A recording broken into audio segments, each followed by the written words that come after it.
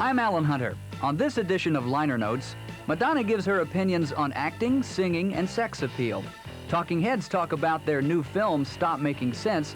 Plus, MTV interviews Paul McCartney about his new movie, Give My Regards to Broad Street.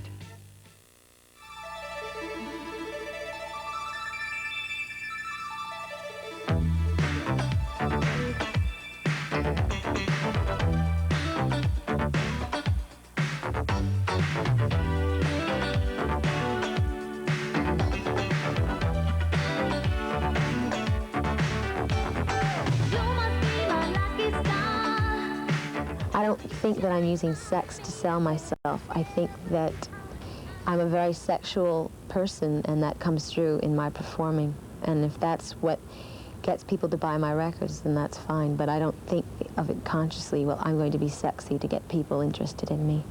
It's the way I am. It's the way I've always been. Do you wanna see me down on my knees? Bending over backwards now, would you be pleased? I'm like the others, I do anything. I'm not the same, I have no shame. I'm on fire. I grew up in Michigan. I come from a really big family, and I went to Catholic schools most of my education life, and there was a lot of competition in my family for attention, so that gave me, that made me want to fight to be heard, basically, and that's the way I am right now. And Catholic schools gave me a sense of discipline, and I think the people I grew up with were very musically oriented, so that influenced me a lot. I studied dance, but all my brothers and sisters were musicians. They studied, they had instruments they could play, and so I was always hearing different kinds of music. Everybody, come on, dance and sing.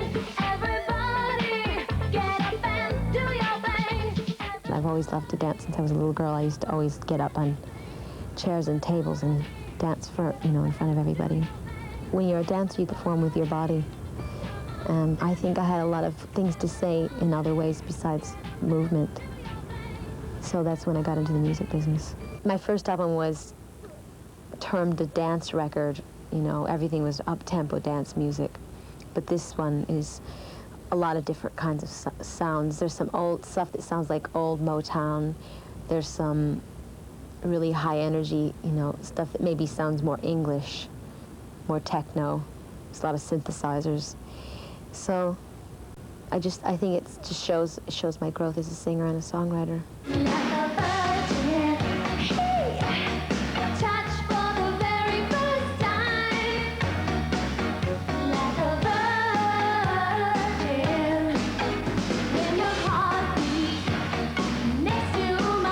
The movie I'm working on is called Desperately Seeking Susan. It's directed by Susan Seidelman, who did a movie called Smithereens, and I play Susan. Come on. Did you read that stuff in the newspaper about that guy Meeker? He got pushed out of a hotel window in Atlantic City. No, why? Roberta's mixed up in it. Roberta, that's impossible. Fact. Just trying to frame me for Meeker's murder. It's like a murder mystery comedy romance, and the character I play is sort of a combination between Judy Holliday and Carole Lombard, but from a long time ago. So it's funny and light, and it's been a lot of fun so far, but a lot of hard work. Who's Meeker, and what does he have to do with Roberta? His ex-partner and Roberta were in on it together. I think you're mistaken. Roberta doesn't know anybody in Atlantic City. I've seen them together. You saw Roberta with another man? Who? Looks like a real greaseball to me. Acting is just it's just another kind of performing. It's an expression. It's being honest with your audience, stuff like that. So to me, it's just an extension of what I do already, making videos and performing on stage. If my next record bombs, I'll be making movies. I have a million other things I can do. Singing is not the be-all and end-all of the universe for me. It's just something that I really enjoy, and I love music, and I love writing music, and I love singing.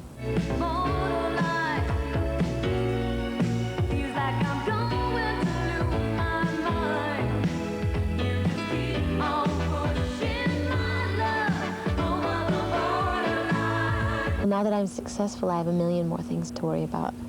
Before, I was just basically interested in my survival, like what I was going to eat and what I was going to wear when it got cold outside and where I was going to live. But now I have to worry about who's ripping me off, and is my accountant paying all my bills, and is my lawyer making all those deals for me, and, you know, boring and mundane things like that.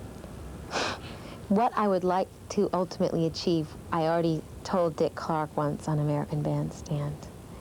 So I'll repeat it again and annoy everyone who was annoyed before when I said it.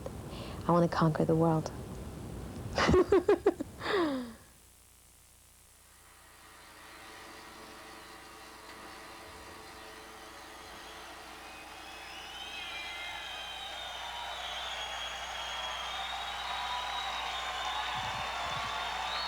Hi, I got a tape I want to play.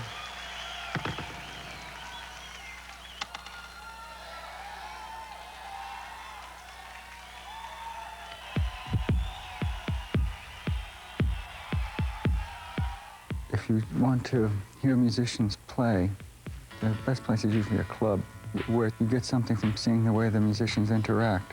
A glance between one musician and another can be really moving.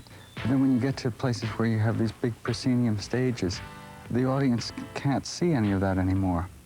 So I guess it forces you to do other things, but it's a nice way to be forced to do something else. It's the kind of thing where you'd like to do it anyway.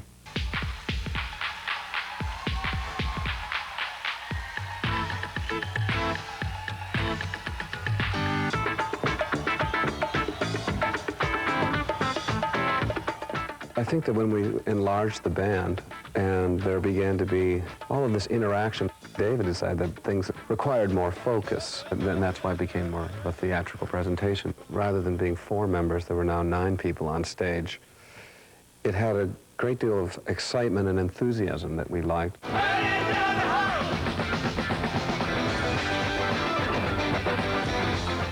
There's a dreamlike quality that happens when you're in a concert. There's a feeling, a floating feeling that happens when you're being taken in, and yet you're participating. It's dare I say, it's almost a spiritual kind of communication which takes place between audience and members of the band.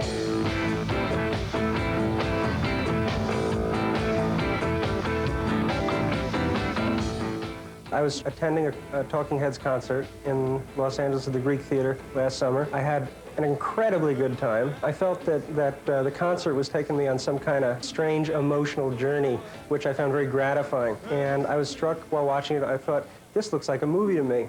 And I knew someone who knew one of the members of the band. And luckily for me, they were kind of interested in having a film done of this particular tour.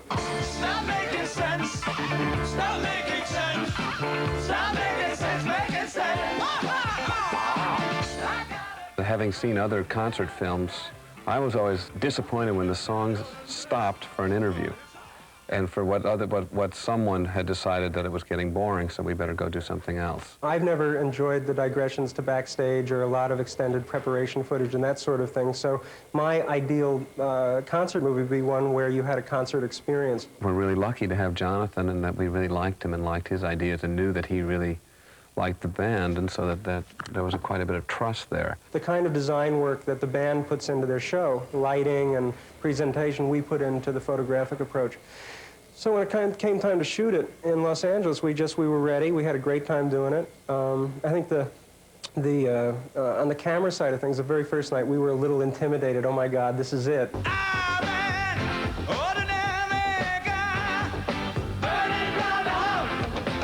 It was the first time the band had ever had so many cameras stick, because every time they'd turn around, there was a camera there.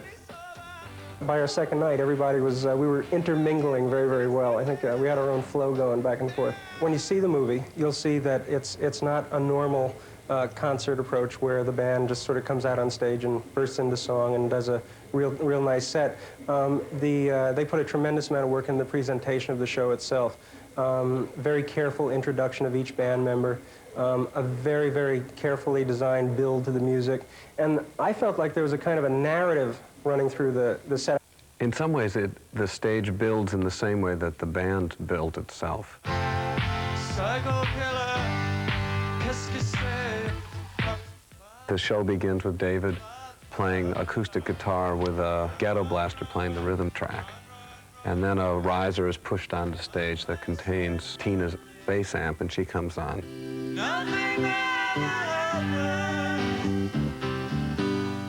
Then the drum risers come on for next song, and Chris comes on.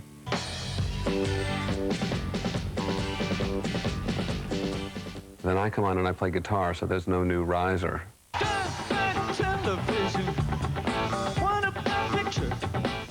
And it basically, it continues until the stage has been entirely built.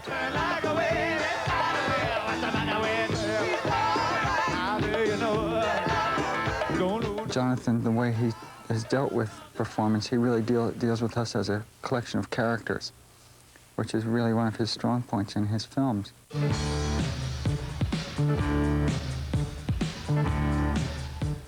I was having dinner with a fashion designer in Japan, and I thought, here's someone I should ask what I should wear on stage.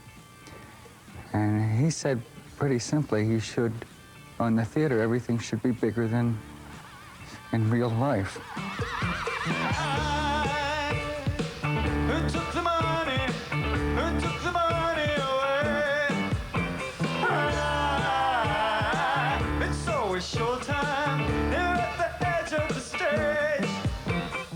I was thinking that I might wear a sort of plain suit, so I just drew on the napkin a plain suit, but one that was about 5 times bigger than it should be. So I had a teeny little head and teeny little arms and feet sticking out. And so I thought, that's real simple, and I made it real square, or real rectangular looking, very sort of stylized. So I thought, that's what I'll do. I'll just make it big.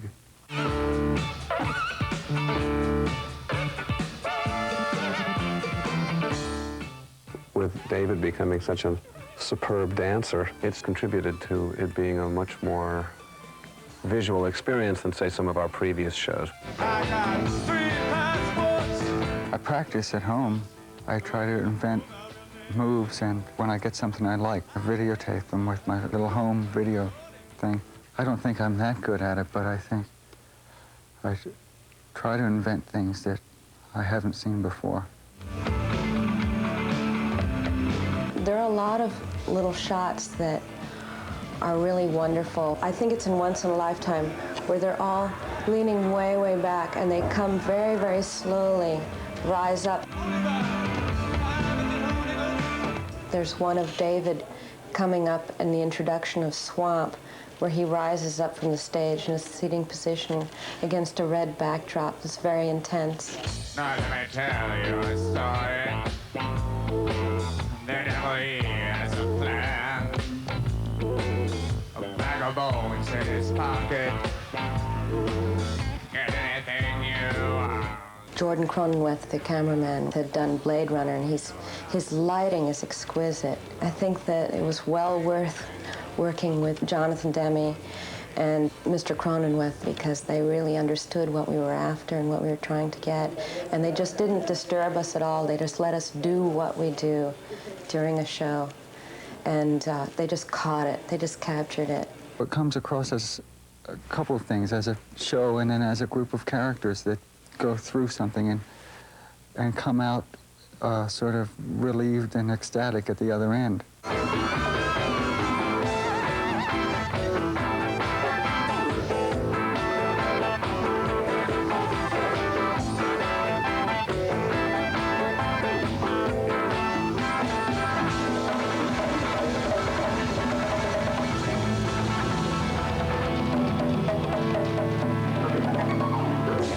What I like about the movie, and people who have seen the show say that it's like watching a football game on TV where you have instant replay, is that you get to see things that you could never have seen or that perhaps you would have missed. The biggest problem in the movie is, the one problem in the movie is being basically forced to sit there and watch it because your body, I think, is telling you get up and move. So who knows? I guess we hope that it appeals to a pretty wide variety of people, not just a rock and roll audience.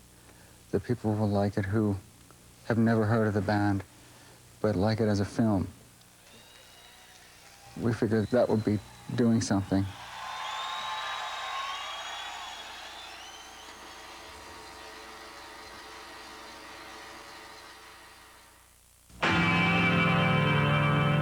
It's been a hard day's night, and I've been working like a dog. It's been a hard day's night. I should be sleeping like a log. But when I get home to you, I find the things that you do will make me feel alright. I'd always been happy about Hard Day's Night and Help and Let It Be, and I'd always enjoyed the idea of being in the movies. I just thought it would be really good to do it again. It all started when I was coming to the studio. It was taking me about 2 hours to get to the studio each day, so rather than just sit there and watch the road, I started writing some stuff. And after a few more journeys, I had a bit of a germ of a script. I kept writing and thought, well, you know, this is going okay, I'll go a bit further now. And eventually I kind of got through the whole thing, had it typed up, and then showed it to a few people. They promptly turned it down.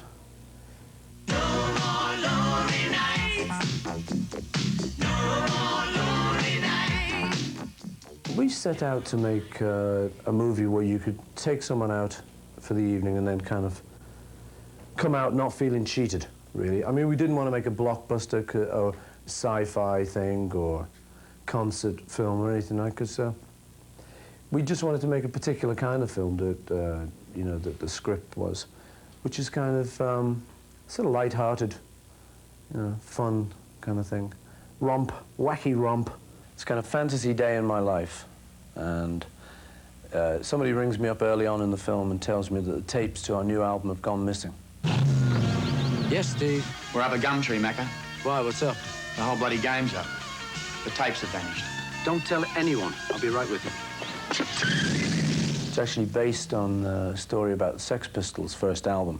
That was lost for a little while. In this film, they tell me mine's missing. And the story is about the ensuing panic that generally all the sort of business people have. What happens is I've got a friend in the film who's got a criminal record, so everyone naturally assumes it's him. But I don't. I stick up for him. I'm not a bloody criminal. Look, no mask, I ain't got any dynamite. Left it all at home. If you're fibbing and you do one thing wrong, you'll be out. I mean it. But if you're straight with me, you'll be in. I'll tell you, the joke was, though, when we were making the film, you know, people were saying this kind of thing wouldn't happen, or would it happen, kind of thing. And some fellas broke into Abbey Road and overpowered the guy. Probably just asked him to sit down, please. But, you know, like, whatever. And they got in there, and they were going to steal our masters. The great thing was they couldn't find them because they're so badly filed. That's the truth. Can you hear me? Yeah. Right, now, what's it to be? For no one, huh? For no one? Your day breaks, your mind aches. You find that all the words of kindness linger on when she no longer needs you. When the Beatles broke up, a lot of the songs there became like items in a divorce. They became stuff that you didn't really want to touch. You just didn't want to do. And after enough water went under the bridge, I started to think, well, I kind of like those songs, really. And it's a pity if I just now block that bit out of my life and just say, because the Beatles broke up, I'm never going to do anything associated with the Beatles. It just seems stupid. So I just was talking to the director, you know, and he said he'd like to include some of the old songs. So I gave him a list of ones that I would like to sing. Like For No One, you know, that I've never sung anywhere except on the record. And in her eyes you see nothing, no sign of love behind the tears, cried for no one, a love that should have lasted years. Do you think of yourself as an ex-Beatle? I don't know, really. I mean, I think of myself just as me, you know. I mean, I don't have to analyze me like you guys do. It's not my job, you know. I can just be. And so I don't kind of go around thinking, good morning, ex-Beatle. Get up, ex-Beatle. You know, it doesn't... But I definitely was in the Beatles, and they were a great group. Whoa, whoa,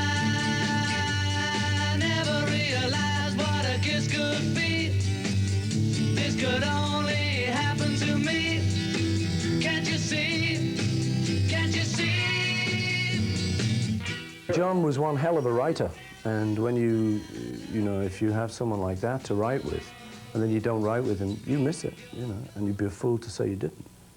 I mean, the kind of thing I'll miss is when I'm sitting there and I'm doing, it's getting better all the time, and John will go, couldn't get much worse. And that's collaboration, you know, that's really, it's good stuff. That just flies out of the air and you've got that in your song from nowhere, for nothing, you know. That's great, that's really good. So if you haven't got that, I mean, I know I missed that. I think he missed it too. You know about the tapes? What about the tapes? Well, Harry, you know, is supposed to be taking them down the factory. He's gone missing. I mean, you don't think Harry would go and do a stupid thing like that, do you? Yes, I do.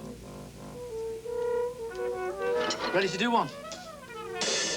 When you put a British film crew together with someone like myself, Ringo, and add a few sort of rather British elements, I think you can't help it. You know, that kind of little humour starts to appear, that British look starts to appear on the screen. I think it's inevitable with me and Ringo together, you'll get a little flavour of that. It's going to be one of those days. 1, 2, 3, 4.